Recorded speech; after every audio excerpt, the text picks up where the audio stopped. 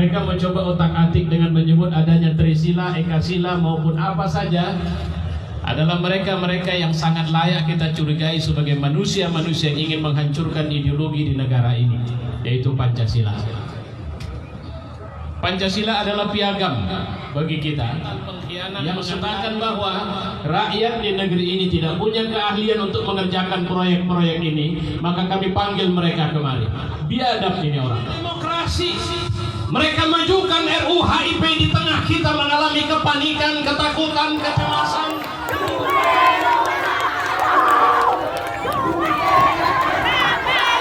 Apakah di tahun 2024 nanti ada calon presiden yang berani berpidato seperti ini?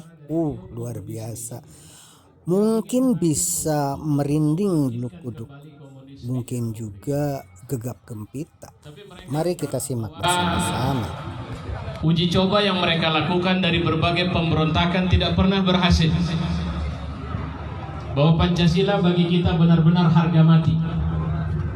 Mereka mencoba otak-atik dengan menyebut adanya Trisila, Ekasila maupun apa saja adalah mereka-mereka yang sangat layak kita curigai sebagai manusia-manusia yang ingin menghancurkan ideologi di negara ini, yaitu Pancasila.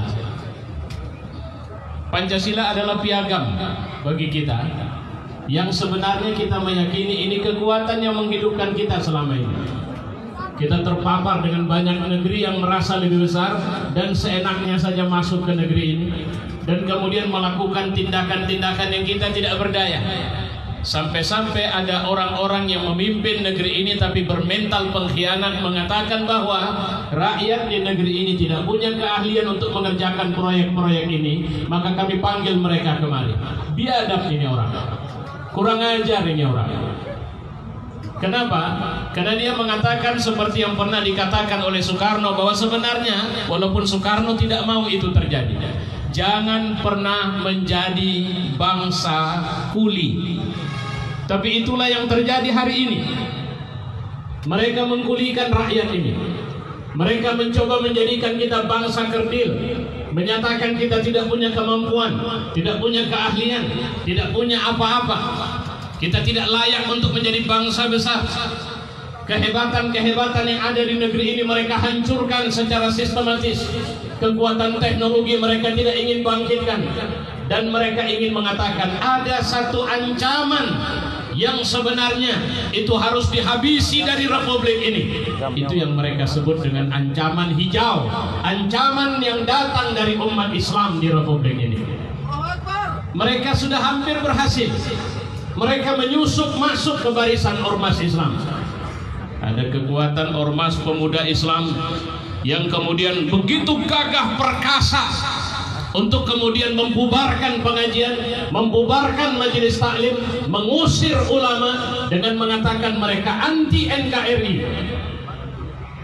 Waktu itu kita tidak berdaya. Kita tidak tahu. Kita cuma bisa menangis ketika ulama kita disakiti, dihina.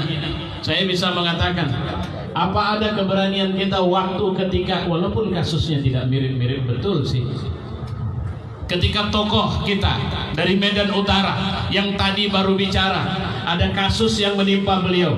Di mana kita waktu itu? Persoalannya adalah uji coba keberanian. Iyalah, baiklah, ketika masih tubuh dia, masih si Anu, masih Habib Rizik, masih Habib Bahar, masih ustadz-ustadz yang lain, mereka rendahkan, mereka hinakan. Masih Cina dari Tiongkok mereka panggil. Di saat kita disuruh stay at home, tinggal di rumah, mereka undang Cina rame-rame datang ke republik ini dengan dalih macam-macam. Oh, mereka cuma minta izin datang ke Jakarta. Rupanya memang Cina yang nggak bisa bahasa Indonesia datang dari Tiongkok sana. Kita nggak bisa marah waktu itu. Takbir!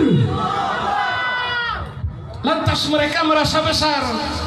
Mereka mengira mereka sudah jadi gelombang besar. Ada yang bangga bilang, saya bangga jadi anak PKI.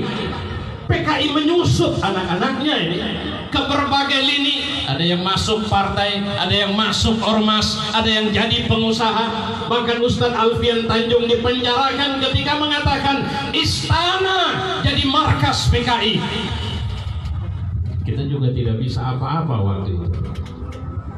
Kenapa? Karena mereka sistematis, mereka cerai-beraikan kita, mereka buat kita tidak berdaya, mereka buat saya menyimpan kedengkian kepada si anu, rasa tidak suka kepada si anu, saya merasa lebih pahlawan dari si anu. Itu yang muncul di tengah kita, tapi kita cuma keburu sendirian.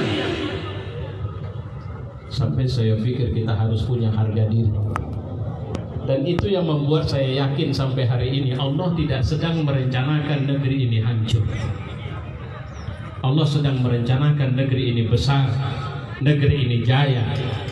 Allah tidak sedang merencanakan kebinasaan umat di negeri ini. Maka lahirlah momentum RUU HIP ini. Momentum ini harus jadi gelombang besar sama kita. Karena kalau saja momentum ini kita tidak melawan mereka. Tadi dalam khutbah Jumat di Masjid Agung Medan saya bilang begini. Mereka mengira mereka sudah besar. Dan hari ini kalau mereka mencoba melawan, maka mereka akan hancur dilabrak oleh air tsunami dari kemarahan orang-orang yang harga dirinya terletak pada Pancasila itu. Takbir! Siapapun mereka, berlindung di balik partai apapun mereka, mau berada di institusi manapun mereka, kalau mereka coba ganggu ideologi negara ini, maka mereka akan berhadapan dengan putra-putra pembela Pancasila yang pertama sekali. Takbir! Mereka akan berhadapan dengan putra-putra ulama yang dulu mereka coba habisi, mereka coba binasakan. Mereka akan berhadapan dengan rakyat pewaris dari tokoh yang kemudian telah hidup dan berkembang dan sekarang mereka kita sebut sebagai pahlawan. Mereka akan melihat. Kalau pernah kita lihat satu film dulu, ada kalimat darah itu merah jenderal. Maka kita akan tunjukkan kepada mereka, Anda mau lihat darah kami? Tapi jangan lupa, bukan darah kami yang tumpah. Kami akan tunjukkan bahwa benar memang darah kalian itu merah. Allahu Akbar. Saudara-saudara, ini demokrasi. Mereka majukan RUU HIP di tengah kita mengalami kepanikan, ketakutan, kecemasan, ketidakberdayaan.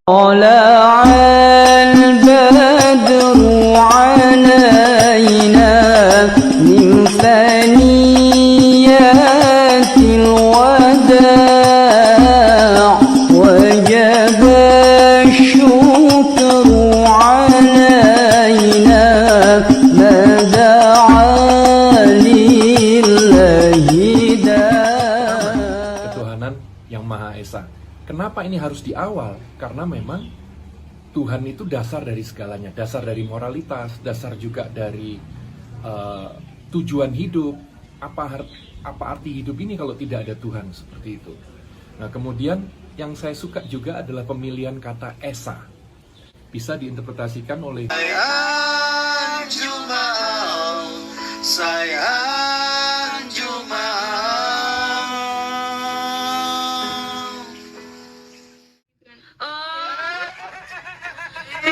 Betul, dia jadi ada dua sekolah nih gabung, dan itu jadi banyak relasi, menambah relasi, ketemu orang baru, saling sapa gitu.